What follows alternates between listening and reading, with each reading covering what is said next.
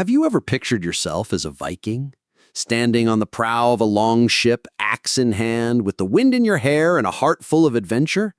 It's a powerful image, isn't it? A fantasy of freedom, strength, and conquest that we've seen in movies and games. But what if I told you that this fantasy is a lie?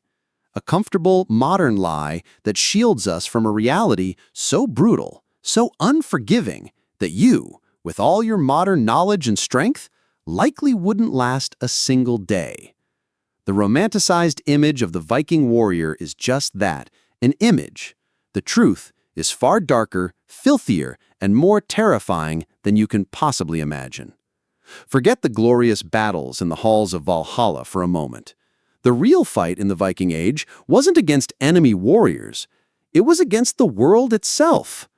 It was a daily struggle against cold, hunger, disease, and a level of filth that would turn your stomach. The very air you breathed could kill you. The water you drank was a gamble. The person sleeping next to you might murder you over a perceived insult. Forget lasting a year, or a month, or even a week. Could you truly survive just one cycle of the sun in that world?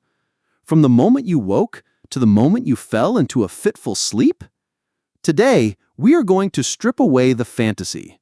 We're going to walk through 24 hours in the life of an average person in the Viking Age, and I'm going to show you, step by agonizing step, why you wouldn't make it.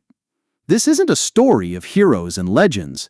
This is a story of survival against impossible odds. Are you ready to face the truth? Your day in the Viking Age doesn't begin with the gentle glow of a sunrise or the cheerful chirp of a smartphone alarm. It begins in darkness. A thick, choking darkness, heavy with the smell of stale smoke, unwashed bodies, and the lingering scent of last night's meager, greasy meal. You open your eyes, but it makes little difference. You're inside a longhouse, a structure that is more of a tomb for the living than a home. There are no windows, save for a few small slits covered with a translucent animal membrane that barely lets in a murky twilight. The only other opening is a smoke hole in the center of the thatched roof, but it's a poor and inefficient design. For most of the night, to conserve precious heat, this hole has been partially covered. The result is that the smoke from the central fire pit, the heart that is the heart of the longhouse, has nowhere to go. It hangs in the air, a permanent acrid fog that stings your eyes and coats the back of your throat. Can you feel it? That first breath of the day isn't fresh air. It's a cocktail of carcinogens. Modern archaeological studies of preserved longhouse remains and experiments with reconstructions have shown that the concentration of carbon monoxide and other toxic particulates inside these dwellings would be considered lethal by today's standards. Respiratory diseases were rampant. A persistent cough wasn't a minor annoyance. It was the soundtrack of life, the slow grinding prelude to a death from pneumonia or bronchitis. You would wake up every single day with a headache and lungs that felt like they were lined with sandpaper. But the smoke is just the beginning of your sensory assault. What about the smell? Forget your scented candles and air fresheners. The longhouse floor is little more than packed earth, covered in layers of straw and rushes that are rarely, if ever, changed. This floor is a living ecosystem of filth. It's a repository for spilled food, animal droppings from any livestock brought inside for warmth or safety, and the bodily fluids of the 20, 30, or even 40 people who share this space with you. The concept of a dedicated toilet is a luxury you cannot even conceive of. Most waste is simply tossed outside, but in the dead of winter or during a raid, a corner of the longhouse becomes a makeshift latrine. Archaeological excavations of Viking settlements, particularly at sites like Jorvik in modern-day York, have analyzed soil samples from longhouse floors. What did they find? A horrifying menagerie of parasite eggs. Roundworm, whipworm, tapeworm. These weren't occasional afflictions, they were a constant, unwelcome part of your internal biology. You would be perpetually infested with worms, draining you of what little nutrition you could get, causing chronic stomach pain, bloating, and a host of other debilitating symptoms. You feel a familiar itch. It's not just in your gut. It's all over your body. You're sharing your sleeping platform, a simple wooden bench built along the wall, not just with your family, but with a thriving population of lice, fleas, and mites. Your bedding, a collection of scratchy woolen blankets and animal furs, is teeming with them. Personal hygiene as we know it is existent. A full bath might be a seasonal or even yearly event. You wash your face and hands with cold water from a wooden bucket, but the water itself is likely contaminated. This lack of sanitation means that any small cut or scrape, something you would barely notice today, could become a raging, fatal infection. The bacteria are everywhere, on your skin, in your food, in the very dirt beneath your feet. You sit up shivering. The fire in the central hearth has been banked low overnight, and a deep, penetrating cold has settled into the longhouse. The insulation, a mix of wattle and daub walls and a thick turf roof, is decent, but it's no match for a Scandinavian winter. The temperature inside is just a few degrees above freezing. Your clothes, a simple woolen tunic and trousers, are damp from the humid air and your own body sweat. They offer little protection. You sleep in the same clothes you work in, day after day. The constant gnawing cold would sap your energy, weaken your immune system, and make every movement an effort. Hypothermia isn't a remote danger for mountain climbers. It's a constant threat, lurking in the corners of your own home.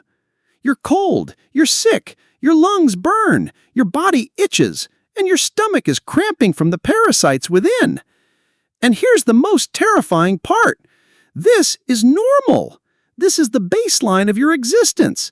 This isn't a particularly bad day. This is every day. How are you feeling so far? You haven't even stood up yet, and already the world is actively trying to kill you from the inside out. The unseen enemies, the smoke, the germs, the parasites, the cold, have launched their assault. This is the first test of your endurance, and it's one you would almost certainly fail. Now, you must begin your morning chores, a routine of back-breaking labor that makes a modern gym workout look like a gentle warm-up. The very concept of a job, in our sense, doesn't exist. There is only work, endless, physically demanding work that is essential for survival. Let's assume you are a man, a Carl, a free farmer. Your first task is to tend to the livestock. If you were lucky, a few precious animals, a cow, a couple of goats, maybe some chickens were sheltered in a section of the longhouse itself.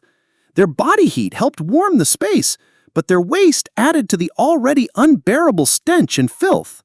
You stumble through the gloom, your bare feet sinking into the muck on the floor, and lead the animals outside.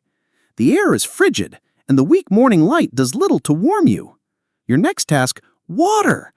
There is no tap, no plumbing. The nearest source of fresh water is a stream or a well, maybe a quarter-mile away.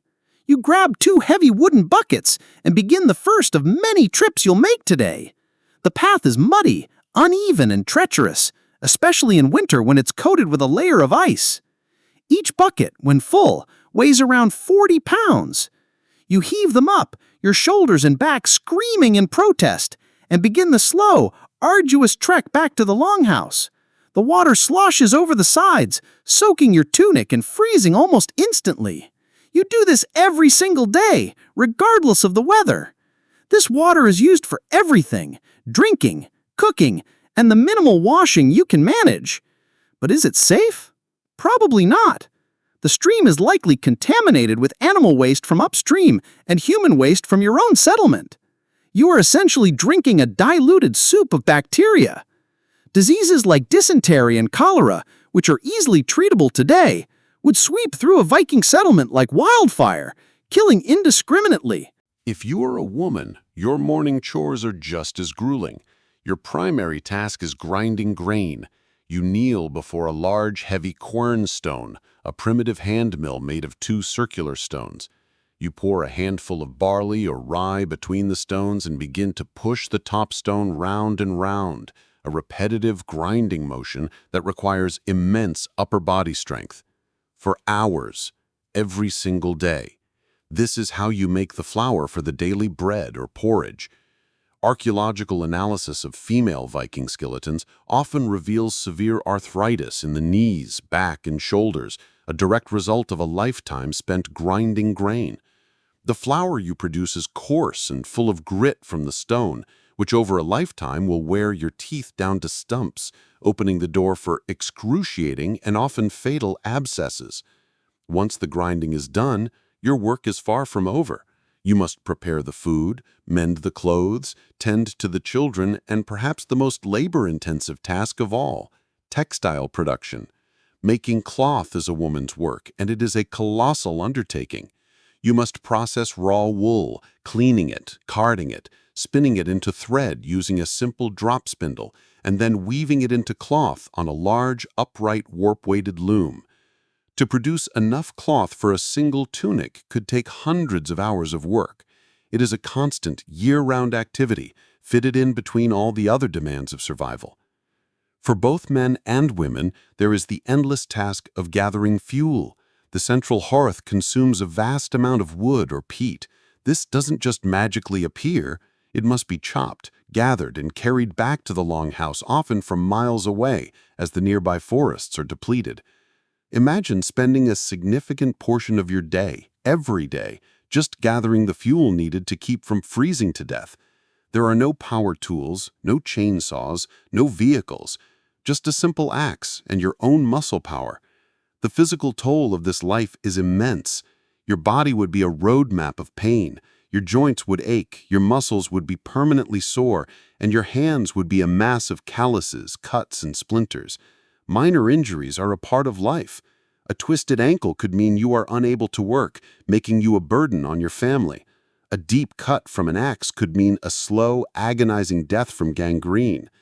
There is no sick leave, no disability insurance. If you cannot work, you cannot eat. The sheer physical exhaustion would be a constant presence in your life, a heavy cloak you could never take off. You think you're fit because you go to the gym 3 times a week? You wouldn't last a morning. Your body, accustomed to a sedentary lifestyle, would break down under the strain. Your muscles, unused to this kind of relentless functional labor, would give out. You would be seen as weak, useless, and another mouth to feed. After hours of grueling labor, you finally get to have your first meal of the day, the dagverður, or day meal. But what you're about to eat would likely make you sick if the thought of it doesn't first. Forget your avocado toast, your cereal, your morning coffee. The Viking diet was brutally monotonous and, from a modern perspective, often disgusting. The cornerstone of your meal, and almost every meal, is some form of porridge or flatbread. It's made from the coarse, gritty flour you or your wife spent hours grinding this morning, likely from barley or rye. It's bland, heavy, and difficult to digest. To this, you might add some boiled vegetables if they are in season, cabbage, onions, peas, but for much of the year, fresh produce is an impossible luxury. What about protein? You might get a piece of cheese or a dollop of skyr, a sour, yogurt-like dairy product. But meat is a rarity, reserved for feasts or special occasions. The cow you so carefully tend is more valuable alive for its milk than it is for its meat. You might have some dried or salted fish, a staple of the diet, but how is this fish preserved? Without refrigeration, the only methods were salting, smoking, or drying. Often the fish would be borderline rotten, teeming with bacteria. One of the delicacies was fermented fish, like the infamous hakarl of Iceland, which is Greenland shark buried in the ground to ferment for months to remove its toxic urine content. The smell alone is enough to make most modern people vomit. The food you're eating is not just unappetizing, it's a game of Russian roulette. Food preservation techniques were primitive and unreliable. The salt used might be impure. The storage pits might be damp, encouraging the growth of mold. Ergot, a toxic fungus that grows on rye in damp conditions, was a common problem. Eating contaminated grain could lead to a horrific condition called St. Anthony's fire, causing convulsions, hallucinations, gangrene, and a painful death. Your bread could literally kill you. Modern analysis of Viking coprolites, that's fossilized feces if you were wondering, found in latrine pits gives us a direct window into their diet and health. The evidence shows a diet low in variety and high in parasites. It also shows that they often ate poorly cooked or spoiled food, leading to constant digestive distress and foodborne illnesses like salmonella and E. coli. There are no food safety standards, no expiration dates. You eat what is available, and you pray it doesn't kill you. Are you thirsty? You take a drink of that water you hauled this morning, hoping the bits floating in it are just dirt, or perhaps you have some ale, the common drink for all ages. But this isn't the craft beer you enjoy on a Friday night. It's a weak, low-alcohol brew, often made from the same grain you eat, and it serves more as a source of calories and a slightly safer alternative to contaminated water than as a recreational beverage. The fear of hunger is a constant gnawing presence in your life. A bad harvest, a disease that sweeps through your livestock, or a harsh winter could mean starvation. Not just, "I'm feeling hungry," but true, protracted starvation, where you watch your children grow weak and your family waste away. The sagas, the great epic poems of the Norse, are filled with accounts of devastating famines that wiped out entire communities.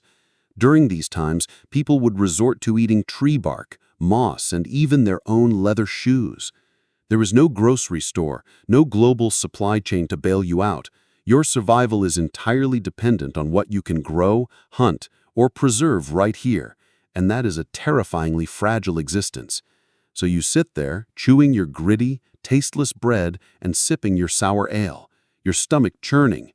This meal isn't for pleasure, it is purely for fuel. It is the bare minimum your body needs to continue the endless cycle of labor. You would find this diet not just repulsive, but nutritionally deficient.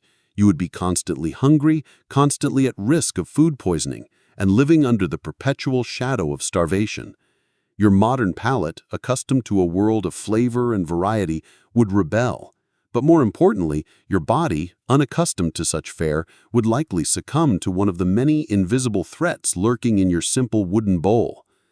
Now that you've choked down your meager breakfast, it's time to leave the relative safety of your farmstead. But stepping outside the confines of your small settlement is like stepping into a different world, one filled with dangers both natural and human. The landscape itself is an adversary. We picture Scandinavia as a land of breathtaking beauty, of majestic fjords and deep green forests. And it is.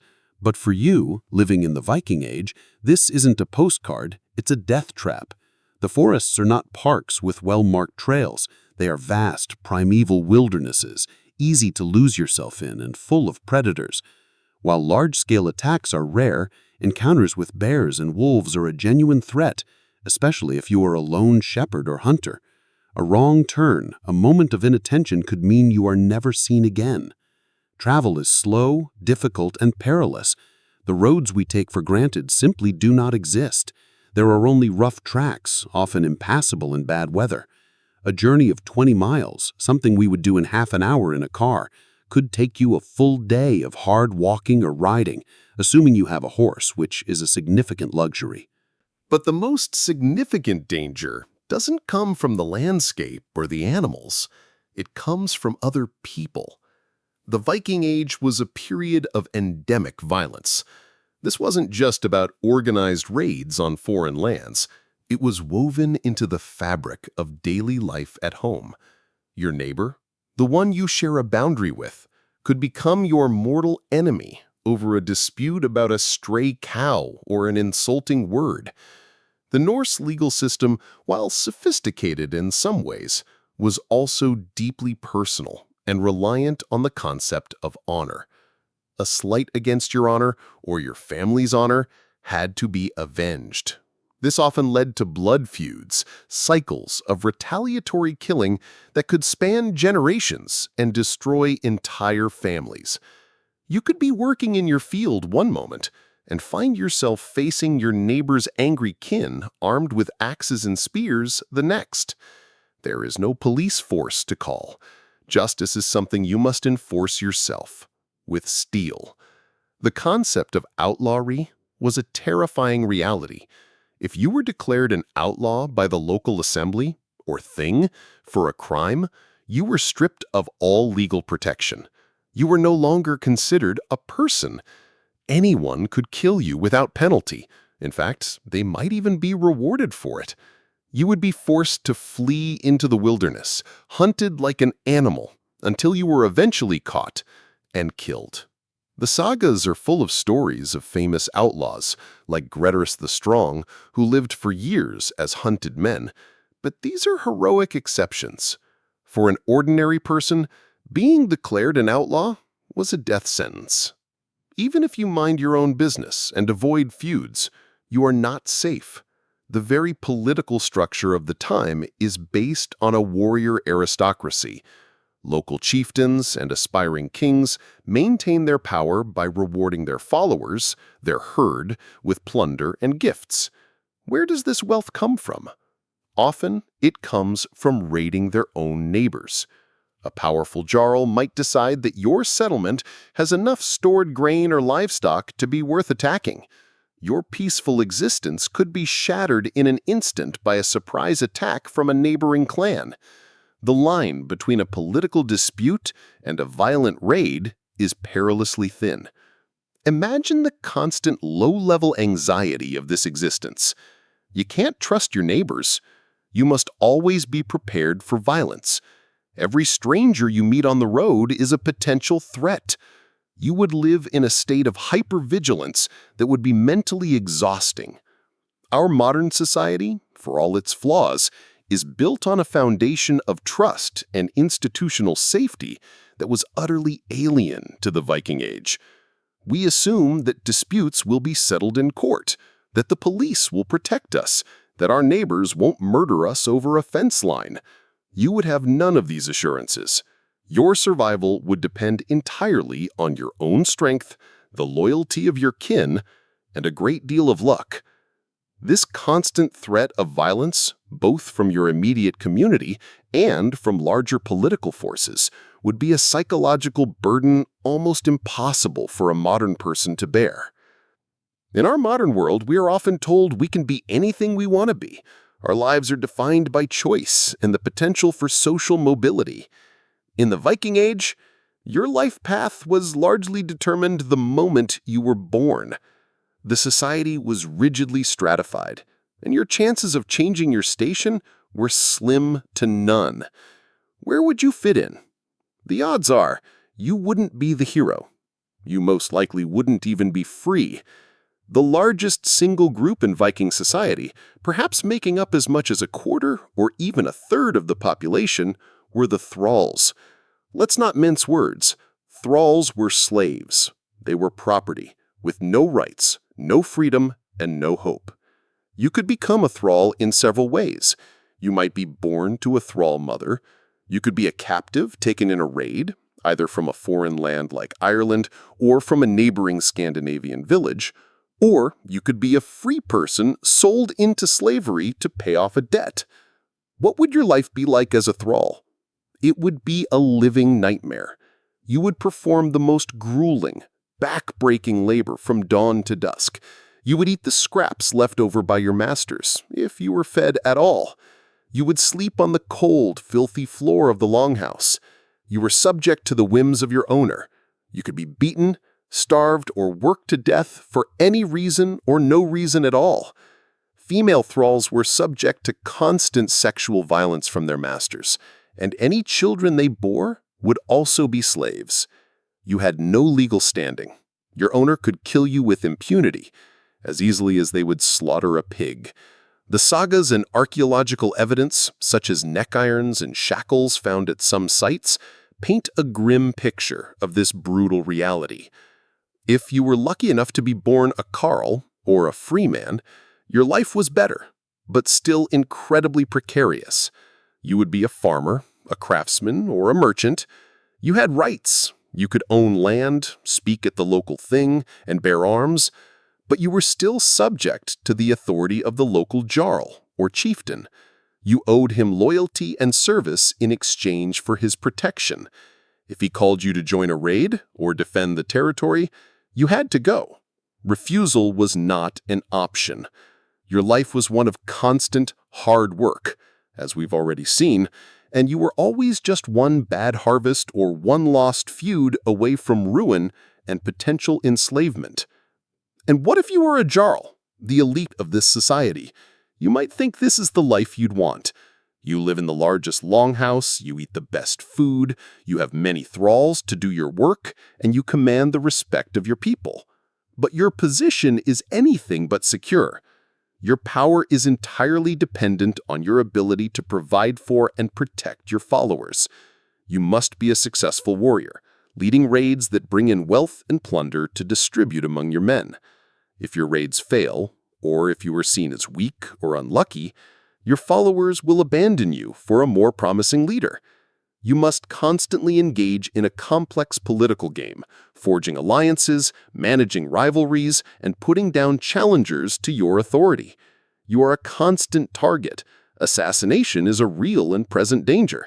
Your life is one of perpetual stress and pressure.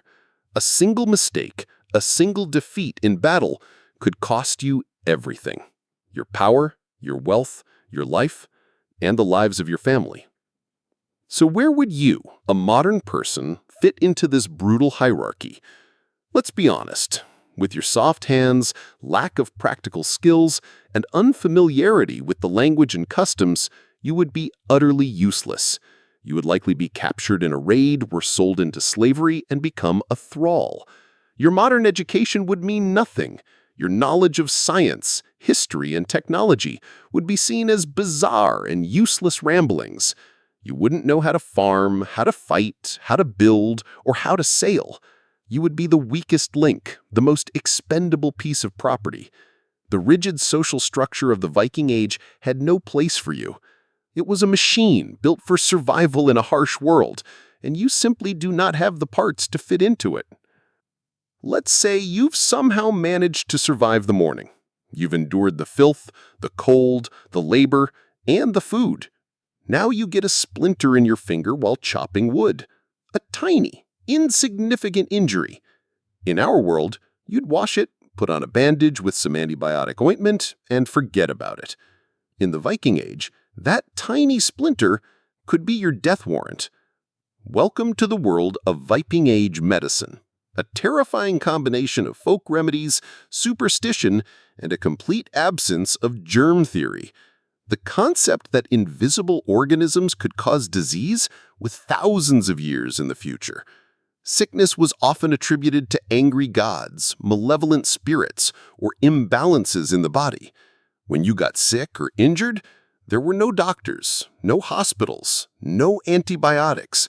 Your only hope was a local healer, often a woman, who possessed a knowledge of herbal remedies passed down through generations.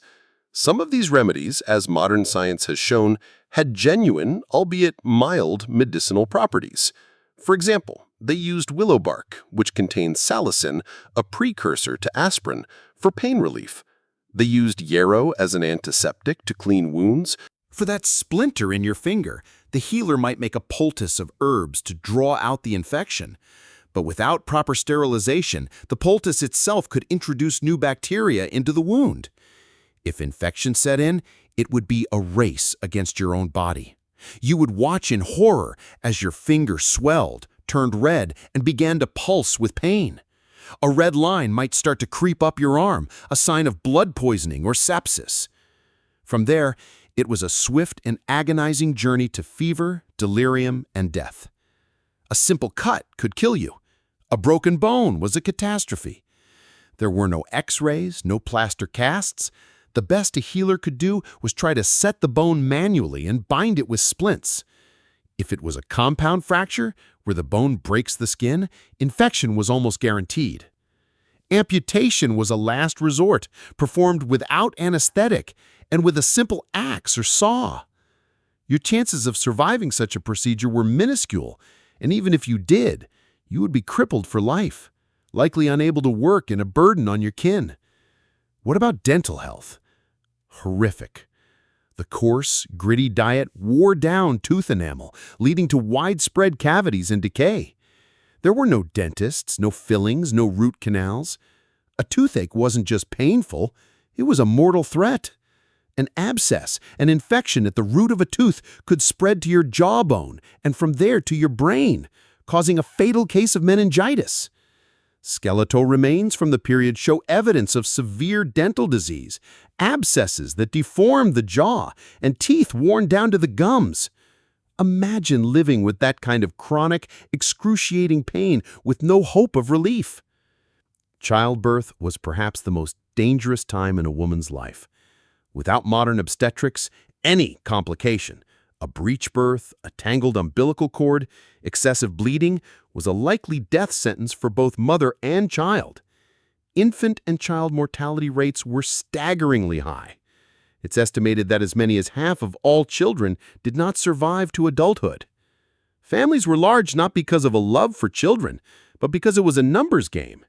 You had to have many children in the desperate hope that a few might survive to work the farm and care for you in your old age. You would have likely watched several of your siblings or your own children die from diseases we now consider trivial: measles, mumps, diphtheria, or even a bad case of the flu. Life expectancy was short.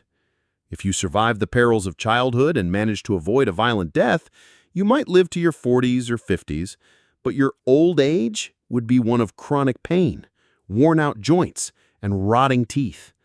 You wouldn't just get sick and die. You would suffer.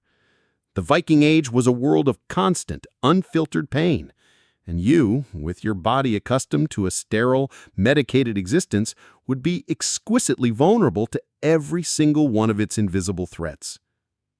Now imagine you have a dispute with your neighbor. He claims a piece of your land is his. In our world, this would lead to lawyers, surveys, and a court case. In the Viking Age, this could lead to a holmgang, a formal duel to the death. The legal system of the Norse was not a detached, impartial institution. It was a deeply personal and often violent affair, centered around the local or regional assembly known as the Thing. Here, all free men could gather to settle disputes, create laws, and make political decisions. But settling disputes often meant something very different than it does today. If you felt you had been wronged, you could bring your case before the Thing. Witnesses would speak, and respected leaders would weigh in.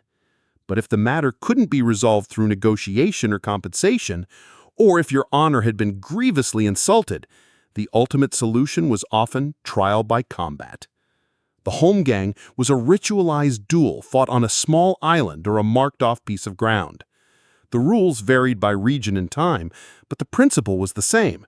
The gods would grant victory to the man who was in the right. It was a way of letting divine will settle a human dispute. Can you picture it?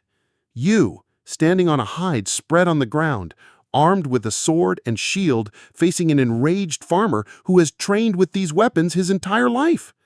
He believes he has insulted his family and stolen his land. He is fighting for his honor. What are you fighting for? You, who likely have never been in a real fight in your life, are now in a legally sanctioned death match. Your knowledge of 1,000 different subjects is useless here. Your ability to code, to write an essay, to perform complex mathematics, all worthless. The only thing that matters is your ability to kill the man in front of you before he kills you. You would be dead in seconds. The very idea that a disagreement over property could be justly settled by a sword fight is utterly alien to our modern mindset. But in a world without a strong central state to enforce laws, it was a grimly practical solution. It prevented individual disputes from escalating into wider blood feuds by providing a contained, decisive outcome. It also reinforced the social order, demonstrating that might and right were often seen as one and the same. The law also offered very little protection for the weak. If a powerful jarl coveted your land, he could find a pretext to challenge you or simply take it by force. You could appeal to the Thing, but the assembly was often dominated by the jarl and his followers. Who would dare to speak against him? The law was not a shield for the powerless. It was often a weapon for the powerful. What if you were a woman who was assaulted? Your right to justice depended almost entirely on your male relatives. It was your father, husband, or brother who would bring the case to the Thing and demand compensation or vengeance on your behalf. If you had no powerful male kin to stand for you, you had little recourse. The Viking legal system was a brutal, personal, and terrifying arena. It was a world where a sharp tongue could get you killed as easily as a sharp sword. You, with your modern sensibilities about justice, fairness, and the rule of law, would be completely adrift. You would accidentally insult someone's honor without realizing it. You would find yourself embroiled in a deadly feud over a misunderstanding. And you would be utterly unprepared to face the ultimate consequence: a legally mandated fight to the death to prove your innocence. The image of the Viking longship slicing through the waves is central to the Norse legend. We see it as a symbol of adventure and exploration. But have you ever stopped to think about what it was actually like to be on one of those ships? It wasn't a cruise. It was a floating nightmare of misery, terror, and extreme physical hardship. Let's put you on board. The ship itself, while a marvel of engineering for its time, is completely open to the elements. There is no cabin, no shelter from the wind, the rain, or the relentless sun. You are exposed day and night. The North Atlantic is not a placid lake. It is one of the most violent and unpredictable bodies of water on the planet. Storms can appear with terrifying speed, whipping the sea into a frenzy of mountainous waves. Your ship, long and narrow, is designed to be flexible, to bend with the waves rather than break. This means the entire vessel twists and groans beneath you, the wooden planks screaming as they are contorted by the power of the ocean. Waves crash over the sides, drenching you and everything you own in freezing salt water. There is no way to get dry. You are perpetually cold and wet, a perfect recipe for hypothermia. The motion of the ship is relentless. It pitches, it rolls, it yaws.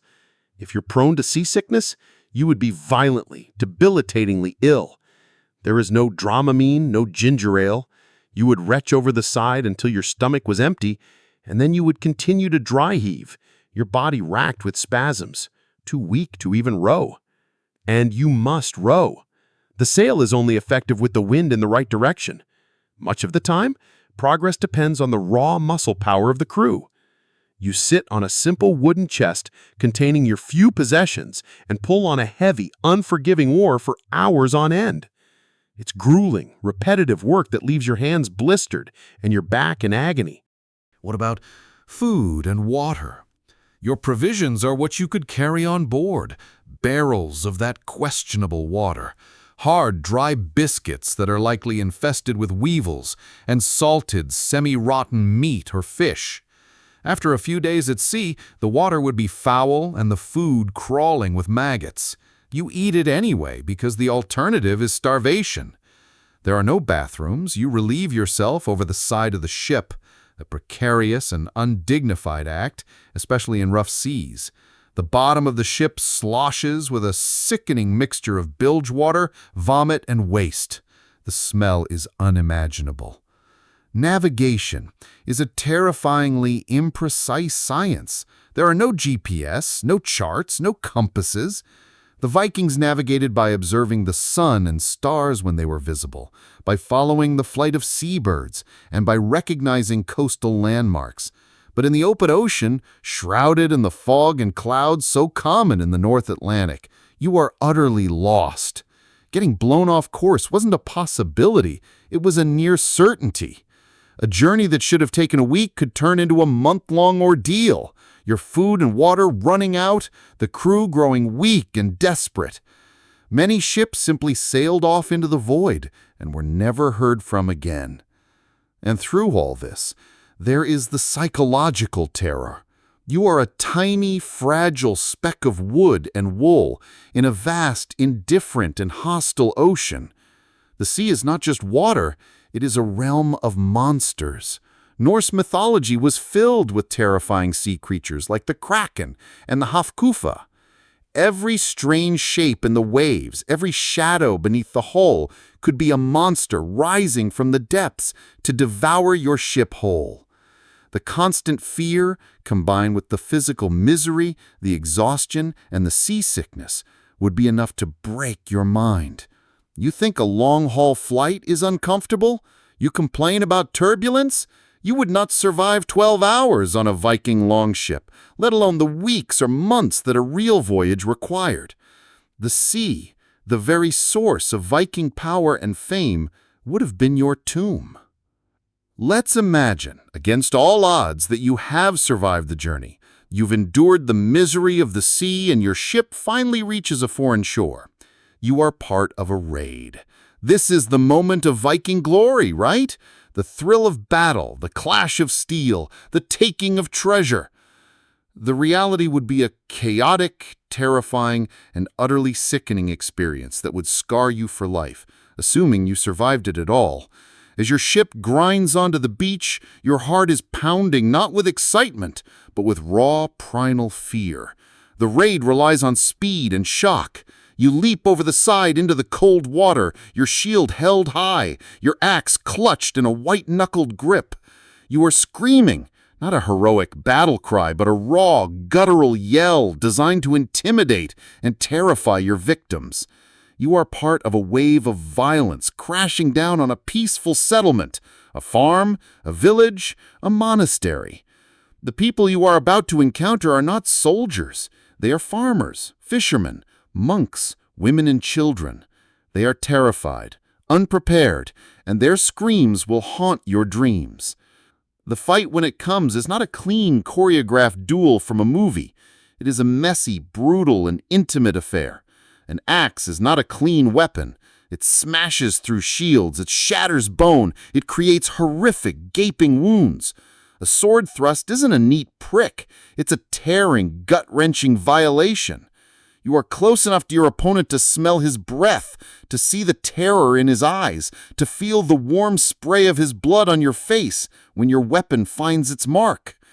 The air is filled with the sounds of screaming, the splintering of wood, and the wet, percussive thud of axe on flesh and bone. There is no strategy here for you, no grand tactic. There is only the chaos of individual life or death struggles. You swing your axe wildly, hoping to connect. You try to keep your shield up, praying it will stop the blow that is meant for you. But you are not a trained warrior. The man you are facing has been doing this his whole life. He is stronger, faster, and he knows how to kill. His shield bash sends you stumbling backward. His axe comes down, and if you're lucky, it only catches your arm, shattering the bone and rendering you useless. If you're unlucky, it splits your skull, and your brief, terrifying experience in the Viking Age is over. But let's say you survive the initial combat. Now the real horror begins. You are part of the looting, the plundering. You storm into a hut or a church, grabbing anything that looks valuable. But you also witness acts of unspeakable brutality. You see your comrades cutting down unarmed men who are begging for their lives. You see women and children being dragged from their homes, weeping, to be taken as slaves. The line between warrior and monster blurs and then disappears entirely. This is not a noble enterprise. It is a violent, predatory, and dehumanizing act. And what if you weren't the raider? What if you were the victim? Imagine you were a monk at a coastal monastery. You are at prayer when you hear the shouts. You look out to see the dragon-browed ships on your beach. Your world is about to end. You have no weapons, no training. You can run, you can hide, or you can pray. The men who storm your church are like beings from another world, large, bearded, and filled with a terrifying, violent energy. They kill your brothers. They desecrate your altar. They steal the sacred vessels you have dedicated your life to protecting. They bind you and drag you to their ship. Your life as a free man is over. You are now a thrall, a piece of property to be sold in a foreign market, never to see your home or your people again. Whether as a participant or a victim, the reality of a Viking raid was one of abject terror. It was the brutal engine of the Viking economy, an act of organized violence that you would be psychologically and physically incapable of either perpetrating or surviving. Somehow, you have made it through the day. The sun, which offered so little warmth, is now sinking below the horizon, plunging the world back into a deep and threatening darkness. You return to the longhouse, the same smoky, smelly, cold refuge you woke up in. There is no respite here, no comfort to be found. The evening meal is another tasteless, repetitive affair. perhaps supplemented by a small piece of whatever was hunted or gathered that day. As darkness deepens, the world outside the wooden walls of the longhouse becomes a place of profound fear. The night is not just empty, it is filled with menace. This is a world steeped in superstition. The Norse believed in a host of supernatural beings, trolls, dwarves, elves, and the restless dead, the Draugr. The forest that was dangerous by day becomes terrifying by night, a realm where these creatures hold sway. The burial mounds that dot the landscape are not just graves. They are the homes of powerful spirits who can bring misfortune or death to any who disturb them. Inside the longhouse, you huddle close to the central hearth, the fire providing the only light and a meager pocket of warmth. This is the time for storytelling. The elders recount the great sagas, tales of gods, giants, and heroes. These stories are not just entertainment, they are a way of making sense of a dangerous and unpredictable world. They reinforce cultural values, honor, courage, loyalty to one's kin, and they provide a framework for understanding the forces that shape your life. But even these stories are filled with violence, betrayal, and tragic fate. They're a reflection of the world you live in. As the fire dies down, it's time for sleep. But sleep in the Viking Age is not the private, peaceful affair we know. You retreat to your sleeping platform, a hard wooden bench you share with several other family members. There is no privacy. You are packed together for warmth, your body's a tangled mass under scratchy woolen blankets. The air is thick with the sounds of snoring, coughing, and the whimpering of sick children. You lie there, listening to the sounds of the night. The howl of a wolf in the distance, the creak of the longhouse timbers in the wind. Every sound is a potential threat. Could it be a rival clan creeping up for a night attack? Could it be a Draugr, a walking corpse emerging from its tomb to wreak havoc on the living? The sagas are full of accounts of such things. This fear is not just paranoia. It is a rational response to a dangerous world. Settlements were often attacked at night. Your sleep would be light and fitful, your body perpetually tensed for fight or flight. Modern sleep science has shown the importance of deep, restorative sleep for physical and mental health. You would never get it. The Vikings themselves practiced what historians call biphasic sleep. They would sleep for a few hours after dusk, wake up for an hour or two in the middle of the night to tend the fire, check on livestock, or talk quietly, and then sleep again until dawn. This wasn't a lifestyle choice. It was an adaptation to a long, dark, and dangerous night. It broke the oppressive darkness into manageable chunks. For you, this broken sleep, combined with the constant stress and physical discomfort, would be ruinous. You would be in a permanent state of sleep deprivation, your judgment impaired, your immune system weakened, your mind frayed. The darkness does not bring rest, it brings fear. The day has broken your body, and the night will break your mind. As you lie there in the stinking, crowded darkness, listening to the sounds of a hostile world, you would finally understand. There is no escape. There is no comfort. There is only the endless struggle and the certainty that tomorrow will be just as brutal as today. You have lasted one day in the Viking Age, but you would not have the strength to face another. So let us step back from this brutal world, back into the comfort of our own time. The fantasy of the Viking Age is seductive. It speaks of a raw and simple power that seems missing from our complex modern lives. But the simplicity is a mirage. The reality was a complex, relentless, and all-encompassing struggle for survival. We have walked through just 24 hours, and in that short time, we have seen how every single aspect of life was a potential death sentence. The air you breathed in the longhouse was toxic. The water you drank was contaminated. The food you ate was a gamble with disease and poison. The daily labor was so strenuous it would break your modern body. The social structure was a rigid prison that would likely have cast you as a slave. The law was a personal and violent affair where a minor dispute could end in a duel to the death. The sea, their highway to fame, was a death trap of storms, exposure, and terror. And the violence, the bedrock of their reputation, was a chaotic, brutal, and psychologically shattering experience. We, in our modern world, are the product of centuries of safety nets. We have sanitation, medicine, abundant food, the rule of law, and technologies that insulate us from the raw hardship of nature. We are, by the standards of the Viking Age, extraordinarily soft. And that is not an insult. It is a testament to the progress our species has made. We have engineered a world where a splinter is not a death sentence, where a failed harvest does not mean starvation, where we do not have to sleep with an axe by our side for fear of our neighbors. The people of the Viking Age were not superhuman. They were humans, just like us, but they were forged in a crucible of hardship that we can scarcely comprehend. Their bodies were tougher. Their minds were conditioned to a level of violence and loss that would shatter ours. They were survivors of a world that culled the weak with ruthless efficiency. To romanticize their existence is to do a profound disservice to the reality of their suffering and the incredible resilience they possessed.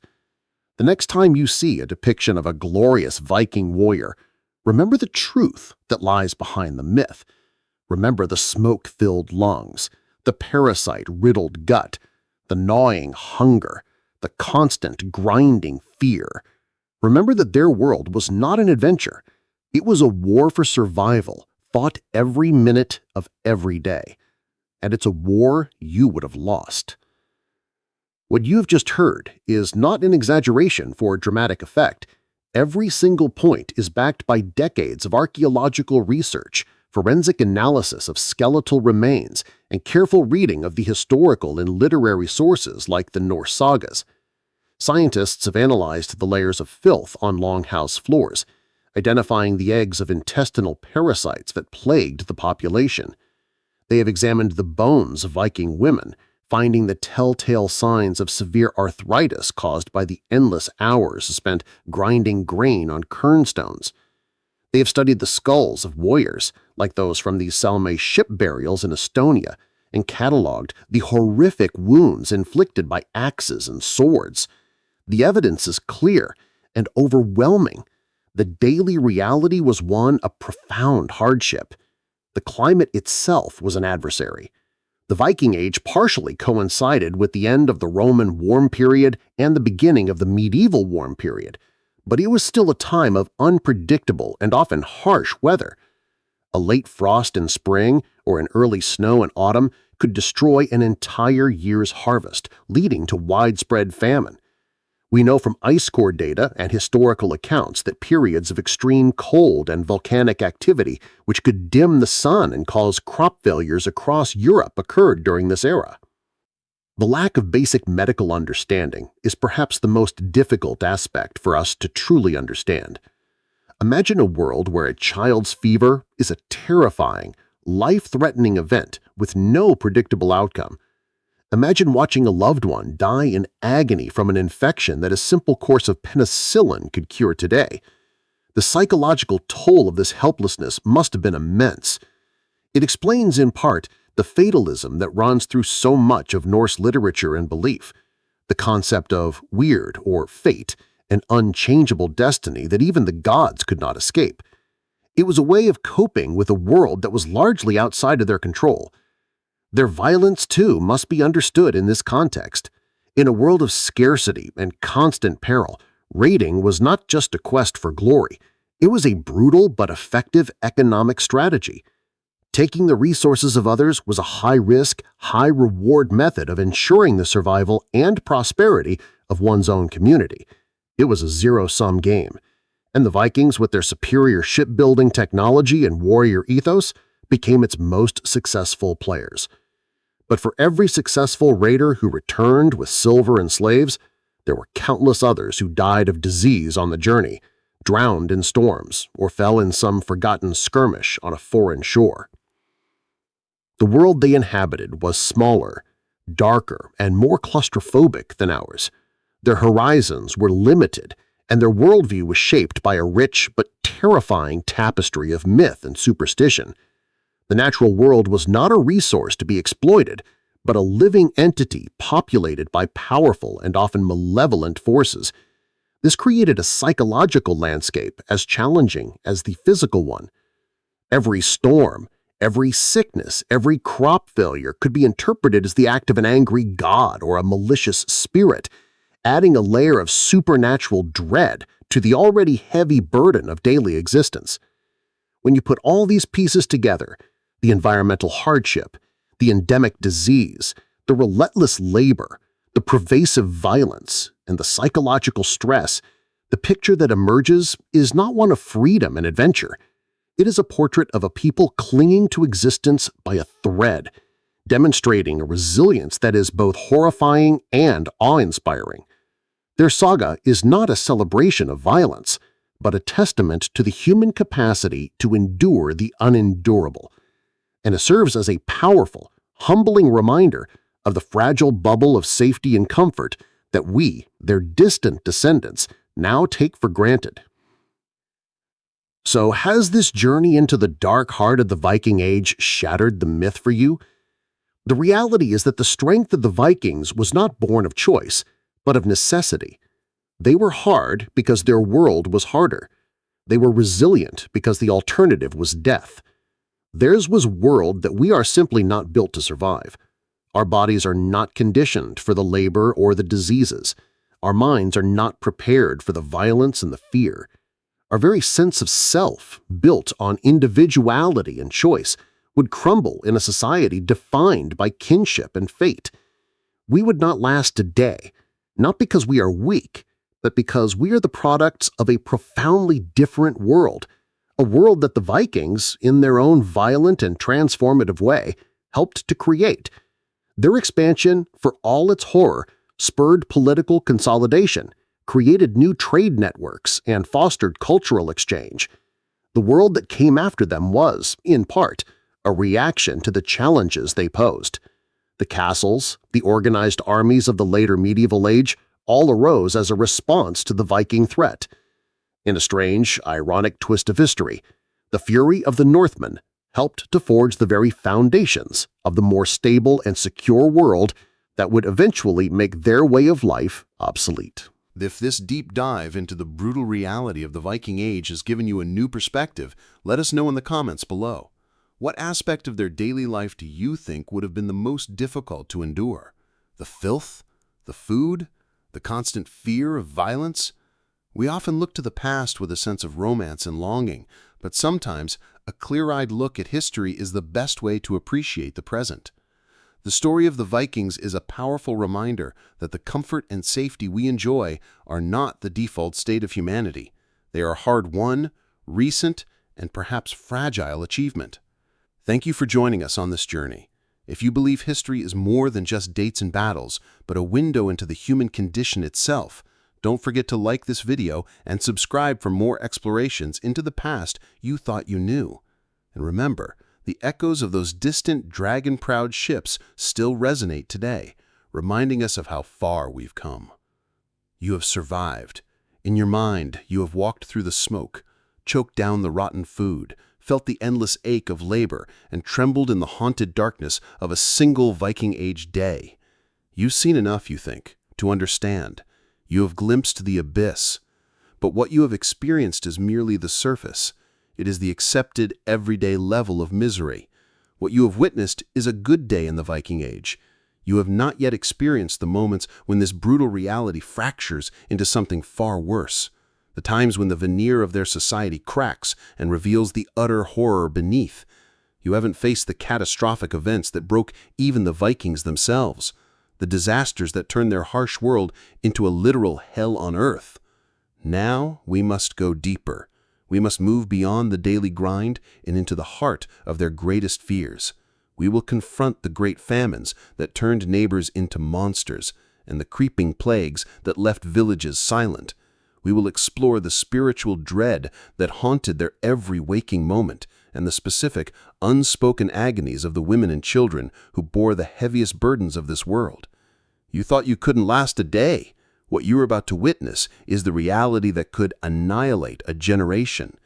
If the first part of our journey showed you the sickness of their world, this part will show you the death of it. Prepare yourself. The true nightmare is only just beginning. Imagine the gnawing hunger we spoke of before. Now, multiply it.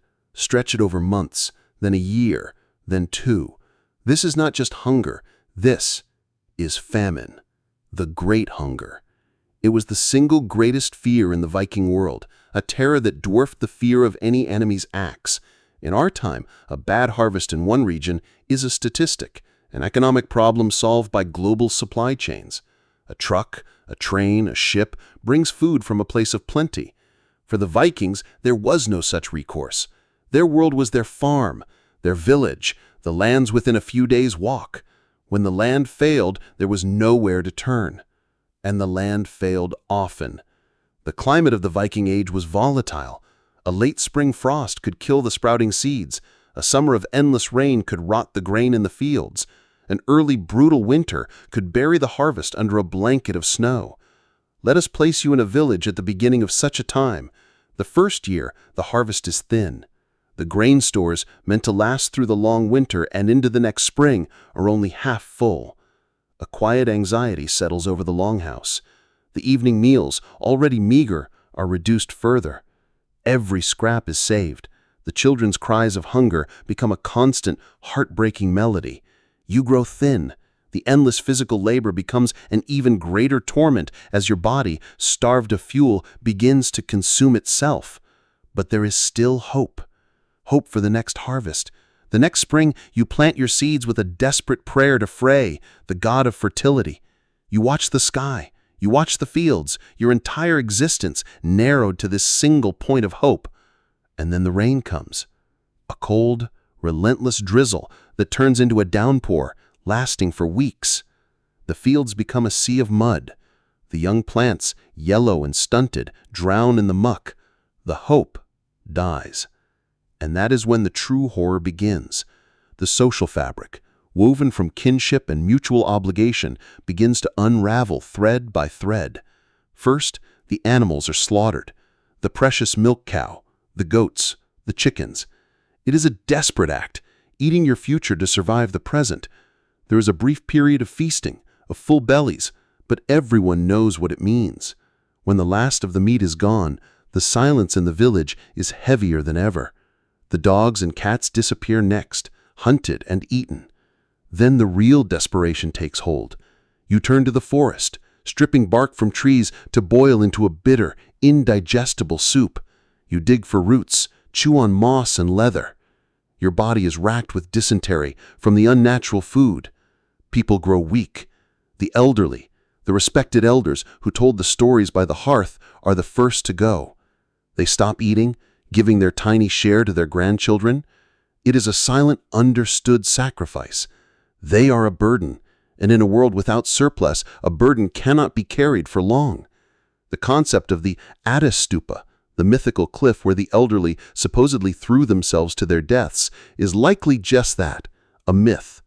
But it speaks to a terrifying truth. In times of famine, the old and the infirm were often abandoned or encouraged to pass on to save the young. As the famine deepens, the very essence of community rots away. Your neighbor, Håkon, the man you fought beside, the man whose children play with yours, now looks at you with a new expression in his hollow eyes. It is the look of the predator. His gaze lingers on your last bag of grain, the one you have hidden beneath the floorboards. Trust vanishes, replaced by a universal, paranoid suspicion. Fights break out over imagined slights, over a single turnip, over nothing at all. The laws of the thing become meaningless. The only law is that of the starving belly. And then comes the ultimate taboo. The sagas hint at it. Archaeological evidence from other desperate societies confirms it. Cannibalism. It begins with the dead. The bodies of those who succumb to starvation are no longer buried with honor. They are a resource. It is a line no one ever thought they would cross, but the gnawing, all-consuming agony of starvation erases all rules. And once that line is crossed, it leads to an even darker place. If the dead can be eaten, why wait for death? The lone traveler, the isolated farmstead, the weak and unguarded child all become potential prey. The community devours itself. The world shrinks to a single, monstrous imperative: eat or be eaten. This is not a hypothetical scenario. The Icelandic sagas, for instance, record a period of devastating famine in the 10th century, linked to a massive volcanic eruption from the Elje fissure system. The eruption spewed a vast cloud of sulfur dioxide into the atmosphere, creating a volcanic fog that dimmed the sun, caused brutally cold summers, and led to catastrophic crop failures and livestock deaths across the northern hemisphere. For the settlers in Iceland and Scandinavia, it would have been an apocalypse. The sun, their source of life, turning weak and red. The summers, their only chance to grow food, becoming as cold as winter. They would have seen it as the Fimbulwinter, the mythical 3-year-long winter that precedes Ragnarok, the end of the world. They would have believed the gods had abandoned them, that the cosmic wolves had finally devoured the sun and moon. You, a modern person, dropped into this scenario, would be one of the first to perish. Your body, with no fat reserves, would waste away quickly. You would lack the knowledge of what little edible flora might exist in the wilderness.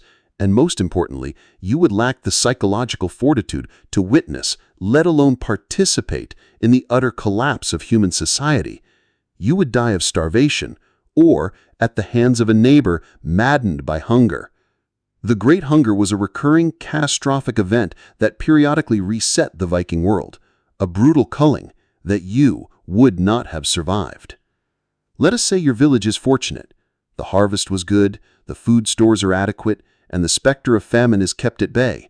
You are safe, you think. But then a ship arrives, a trading vessel returning from the east, from the great river routes leading to Miklagard, the city of the Greeks. The crew brings tales of distant lands and, more importantly, silver and exotic goods. The village celebrates their return, but the ship has brought something else: an invisible passenger, a sickness.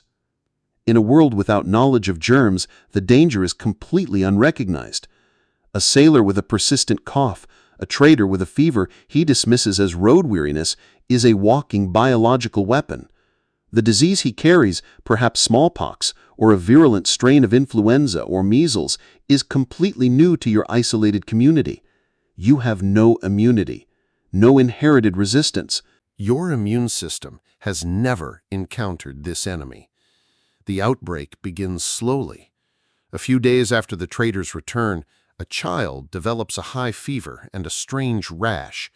The local healer is summoned. She chants, she applies herbal poultices, but the child only gets worse. Then 2 more children fall ill. Then an adult. Within a week, half the longhouse is sick. The symptoms are horrific: high fever, racking coughs, painful sores that cover the body, vomiting and bloody dysentery that leaves the victims weak and dehydrated. The stench of sickness and death soon overwhelms the usual smells of the longhouse. There is no quarantine.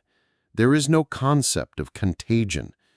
The healthy tend to the sick, holding their hands, cleaning their filth, sharing their bowls, and in doing so, they seal their own fate. The healer herself, the one person everyone looks to for hope, is one of the first to die. With her goes the accumulated knowledge of generations, the only medicine, however inadequate, that the community possessed. Panic sets in. This is not a clean, honorable death in battle. This is a rotten, foul, and terrifying decay. People see it not as a natural phenomenon, but as a curse, a punishment from the gods, or the work of malevolent magic. Suspicion and paranoia fester. Was it the foreign traders? Was it a neighbor who practiced dark magic, the forbidden art of Seder? Accusations fly. The fragile social order, already strained by the presence of death, begins to shatter completely. The healthy, who are still able to move, make a terrible choice. They flee. They abandon their homes, their land, and their sick and dying relatives, running blindly into the wilderness in a desperate attempt to outrun the invisible killer. The village becomes a ghost town, populated only by the dead and the dying. You are one of them. Your body is on fire with fever. Your lungs struggle for every breath. You are too weak to move, to even call for water. You lie on your filthy sleeping platform, listening to the groans of the others, knowing that the same fate awaits you. There is no dignity in this death, no glory, no hope of Valhalla. There is only pain, filth, and a profound, lonely terror. Archaeological evidence for such events is stark. Mass graves, discovered in Scandinavia and other parts of the Viking world, containing dozens of bodies all interred at the same time, with no signs of violence, point to catastrophic epidemics. Analysis of DNA extracted from the teeth of skeletons has allowed scientists to identify the pathogens that cause these ancient plagues. Yersinia pestis, the bacterium that causes bubonic plague, has been found in Viking Age contexts, long before the more famous Black Death of the 14th century. Leprosy was also present, a slow-moving but terrifying disease that caused grotesque disfigurement and led to the victim being cast out from society. The Vikings' own success as traders and travelers was their undoing.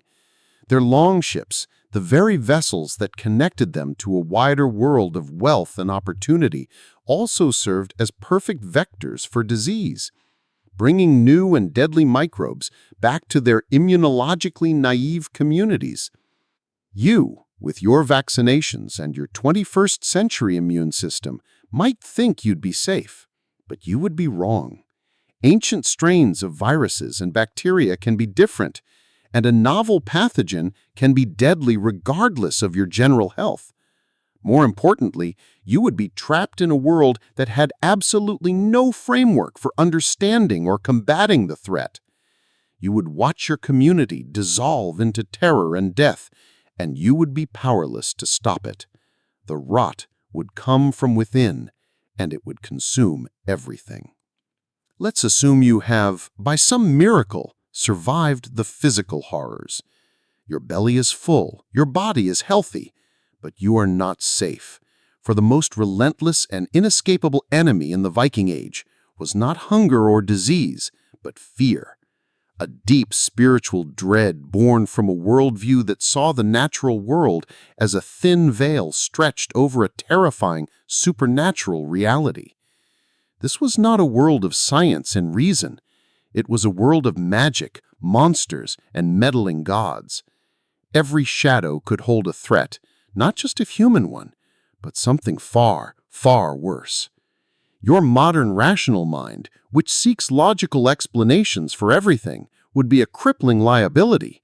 In fact, it would likely get you killed. You live in a world where the dead do not rest easy. The greatest supernatural terror was the Draugr, the Again-Walker, the animated corpse. This was not a slow, shambling zombie. The Draugr was a malevolent and supernaturally strong creature, retaining the memory and personality of its former life, but twisted into a being of pure spite. Imagine this scenario, drawn from the accounts in sagas like the Irbygga saga.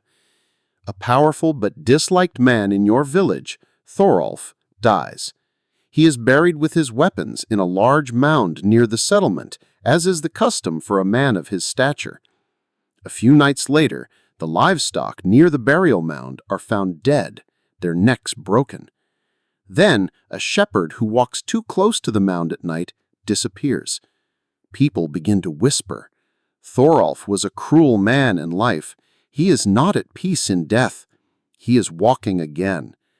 One night, you are huddled in your longhouse when you hear a tremendous crash on the roof. Something heavy is walking on the thatch, something strong enough to make the great wooden beams groan. It is the Draugr, riding the roof, a common sign of its haunting. Then comes the scratching at the door, the low moans, the demand to be let in. The terror is absolute. This is not a creature you can fight with an axe alone. It possesses magical powers. It can swell in size, change its shape, and its very presence can drive men mad. The saga tells of how the Draugr Thorolf killed servants, haunted the living, and drove the entire community to the brink of collapse, until a great hero, in this case Snorri Goði, finally confronted and defeated it by digging up the corpse, cutting off its head, and burning it to ashes. This belief was not a fringe superstition. It was a core part of their reality. The elaborate burial rituals, weighing down the corpse with stones, binding its feet, sometimes even burying it with a sharp object to prevent it from walking, were all practical measures to stop the dead from returning. You, with your modern disbelief, might mock these fears.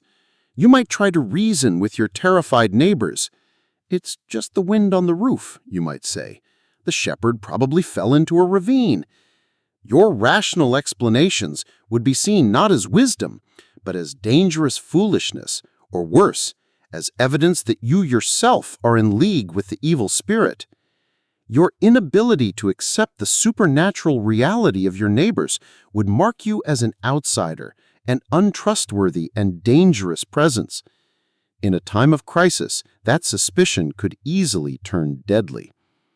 Another pervasive fear was that of magic, specifically Seder, a powerful and ambiguous form of Norse shamanism, often practiced by women, the Volar. While Seder could be used for divination and healing, it was also believed to be capable of causing madness, sickness, and death from afar. If you suddenly fell ill, if your livestock died, if you suffered any inexplicable misfortune, your first thought would not be of natural causes, but who might have cursed you? Who did you offend?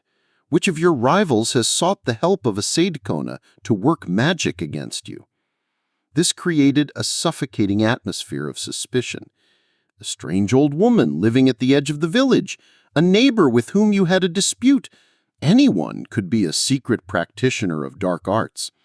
The legal codes of the Viking Age contain laws against malevolent magic, and the sagas record instances of those accused of it being executed. Your skepticism would again be your undoing. You would be unable to navigate the complex web of social anxieties and spiritual beliefs. You would be an alien, and in a harsh, superstitious world of the Vikings, aliens do not survive long.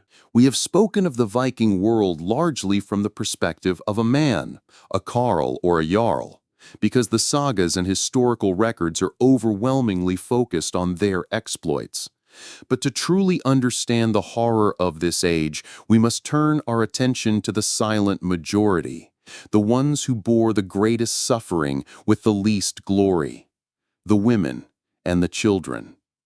Their lives were a relentless litany of pain, fear, and powerlessness that exposes the lie of the romanticized shield maiden and reveals a truth far more grim. Let's place you in the body of a young woman, around 15 years old. Your life has just reached its most dangerous turning point. You are now of childbearing age. In our world, pregnancy is a journey monitored by doctors, managed with prenatal vitamins, and culminating in a birth in a sterile hospital with a team of experts ready to handle any complication. In the Viking Age, pregnancy was a 9-month walk towards a potential death sentence. Your diet, already poor, is now stretched to support 2 lives. There is no understanding of the specific nutritional needs of a developing fetus. You continue your back-breaking work, grinding the grain, weaving the cloth, hauling the water, until the day you go into labor. The birth itself takes place in the same filthy longhouse we have already described. You lie on a bed of straw, surrounded by the other women of the household. There is no anesthetic. There is no surgeon. There is only the local midwife, whose knowledge is a mix of practical experience and superstitious ritual. If the birth is straightforward, you may survive, but any complication is a catastrophe. A baby in the breech position? a placenta that won't deliver, excessive bleeding. These are conditions that modern medicine handles routinely. For you, they mean an agonizing and almost certain death for both you and your child. The maternal mortality rate was astronomical. Every pregnancy was a roll of the dice with your own life, and you would be expected to roll those dice again and again, year after year. Let's say you survive the birth. You now hold a tiny, fragile baby in your arms, but your struggle is far from over. The infant mortality rate was shockingly high, perhaps as high as 30 to 40% in the first year. Your baby is born into a world teeming with invisible enemies. Tetanus infection from an unclean cut to the umbilical cord could kill it in days. Diarrhea from contaminated water could lead to fatal dehydration. Any of the common childhood diseases for which we now have vaccines, measles, diphtheria, whooping cough, would be a death sentence. You would watch your tiny child burn with fever, struggle for breath, and you would be utterly powerless to help. You would likely bury several of your own children. The emotional toll of such repeated, profound loss is difficult for us to even contemplate. It would create a level of emotional callousing that is alien to our modern experience of parenthood. But there was another, even chilling threat to your newborn. Infanticide was a known and accepted practice in the Viking Age. A newborn baby was not considered a full person with legal rights until the father formally accepted it into the family, a ritual that often involved sprinkling it with water and giving it a name. If a child was born with a deformity, if the family could not afford to feed another mouth, or if it was simply not wanted, especially if it was a girl in a family that needed male heirs, the father had the right to order it exposed. This meant the baby was taken out into the wilderness and left to die of cold and starvation or to be eaten by animals. This was not considered murder. It was a grimly practical decision in a world of scarce resources. Can you imagine it? Giving birth after a life-threatening ordeal only to have your child taken from you and left to die because it was the wrong gender or because the harvest was thin? As a woman, your value in this society is brutally transactional. You are valued for your ability to produce sons who will become warriors and farmers, and for your ability to perform the endless labor required to keep the household running. You have some legal rights. You can inherit and own property, and you can request a divorce under certain circumstances, but your practical autonomy is severely limited. Your marriage is an alliance between families, a transaction arranged by your father. Your honor and your family's honor is tied to your sexual fidelity. If you are assaulted, as we've noted, the crime is seen as a property offense against your male guardian. And what of the Shield Maiden, the fierce female warrior of popular legend? While the sagas mention them and a few rare archaeological finds suggest some women may have been buried with weapons, the overwhelming evidence indicates that this was an extreme rarity, a myth rather than a reality for the vast majority of women. Your life would not be one of adventure on the high seas. It would be a life confined to the longhouse and the farm, a life of relentless, mind-numbing labor punctuated by the terror and pain of childbirth and the grief of child loss. You would be a forgotten sufferer, the silent, anonymous engine of a society that celebrated only the exploits of its men. Let us now consider the life of a child who survives infancy. Your childhood is not a time of innocence and play. It is a brief and brutal apprenticeship for a life of hardship.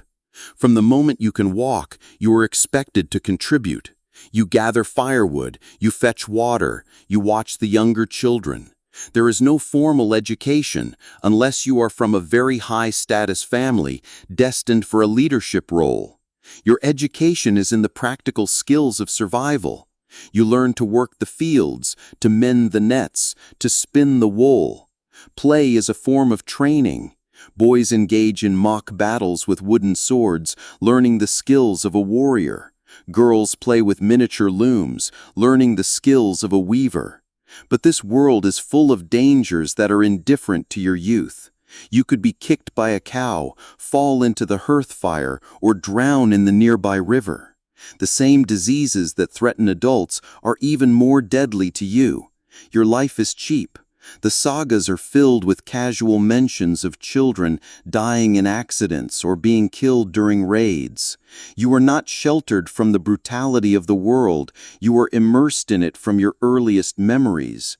You would witness the slaughter of animals, the public punishment of criminals, and the grim realities of sickness and death. By the time you are a teenager, you are considered an adult, ready to take on the full burdens of work, marriage, and warfare. There is no room for the prolonged adolescence of our modern world. Childhood is a short, sharp, and dangerous journey, and a huge number of those who embark on it never reach the other side. Against all conceivable odds, you have done it. You have survived everything the Viking Age could throw at you. You survived the diseases of childhood, you survived the perils of childbirth, you were not killed in a feud or a raid, and the famines did not claim you. You have reached the ripe old age of 50. In our world, 50 is the new 40. It's a time of career peaks, travel, and planning for a long and active retirement. In the Viking Age, 50 is the beginning of a slow and cruel death. There is no retirement. There is only the grim reality of a body worn out by a lifetime of brutal hardship. Your joints are a mess of degenerative arthritis from decades of physical labor. Every movement is a symphony of pain. Your teeth, worn down by the gritty diet, are gone, rotted away, or have been knocked out. Eating is difficult and painful. The skeletal remains of older Vikings are a testament to this physical decline. They show healed fractures that would have left them with a permanent limp, spinal degeneration from heavy lifting, and severe dental pathologies. You are in a state of chronic pain, with no relief available beyond a swig of ale or perhaps some willow bark tea. But the physical decay is only part of the problem. The true terror of old age is that you are becoming a burden. In a society that hovers perpetually on the brink of starvation, where every member must contribute to the collective survival, an unproductive mouth is a liability. Your strength is gone. You can no longer work the fields, row the ship, or grind the grain. Your value to the kin group, the central unit of your society, is diminishing with every passing day. You are now entirely dependent on the goodwill of your children and younger relatives. If you are lucky, you are a respected elder, your wisdom and experience valued by the family. You can still contribute by telling stories, teaching skills to the children, and offering advice. But this respect is a fragile thing, easily eroded by another bad harvest or a period of hardship. If your family is struggling to feed themselves, your presence becomes a source of anxiety. Tension. You see it in their eyes. You are the past, and they are the future. Your portion of the food is a portion they cannot have. This grim reality gave rise to a persistent, though likely mythical, concept in Scandinavian folklore, the Attisstupa, or kin cliff. The legend tells of specific cliffs where the elderly, when they could no longer contribute, would voluntarily leap to their deaths or were pushed by their own family as a final act of sacrifice for the good of the kin. While archaeologists have found no conclusive evidence of this being a widespread formal practice, the endurance of the myth itself is profoundly revealing. It speaks to the intense social pressure on the elderly and the unbearable psychological burden of becoming a useless eater in a world of scarcity. Whether it happened literally or not, the message was clear. Old age was not a reward, it was a problem to be solved, and the solution was often death. Your final years would not be golden. They would be a period of physical agony, social anxiety, and the terrifying knowledge that your continued existence was a strain on the people you loved. You would not die peacefully in your sleep. You would likely die from a common illness that your weakened body could no longer fight off, from a fall that your brittle bones could not withstand, or simply from a slow decline into malnutrition when resources were tight. Your hard-won survival would grant you no peace, only a final protracted chapter of suffering. The reward for lasting a lifetime in the Viking Age was simply a more drawn-out and miserable end. This was the final cruel joke their world played on them. And on you. There was no winning. There was only the struggle, and then the inevitable, unforgiving end.